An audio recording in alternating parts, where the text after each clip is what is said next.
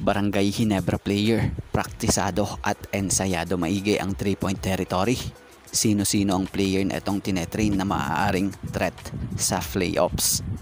So saklap na ito, Justin Brownlee mamimiss ng Pelita Jaya. May injury si JB.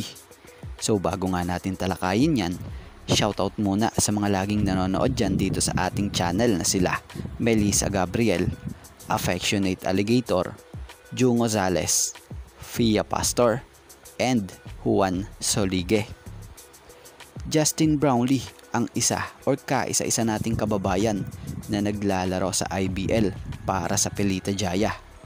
Ayon nga sa IBL report, etong si Justin Brownlee ay may natamo na contusion injury na kailangan magpahinga ng 1 to 3 weeks. So etong injury ni Brownlee na ito, bone spurs injury, na matatandaang ito rin yung naging injury niya noon nung nakaraang Asian Games. So prayers for JB para sa mabilis na paggaling at recover nito. Ganda pa naman ng nilalaro nito rito sa IBL para sa team ng Pelita.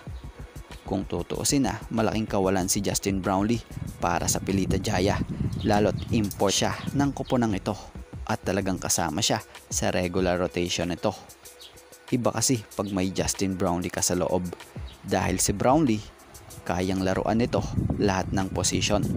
Sanay ito bilang all-around player. Sa pag-create nga lang ng play, laking bagay na sa Pelita Jaya, lalo na pag umiskor na siya. So batay sa report matagal-tagal rin itong kailangang ipahinga ni Brownlee ang injury niya, dahil 1 to 3 weeks need niya ng rest at mag-recover sa kanyang injury.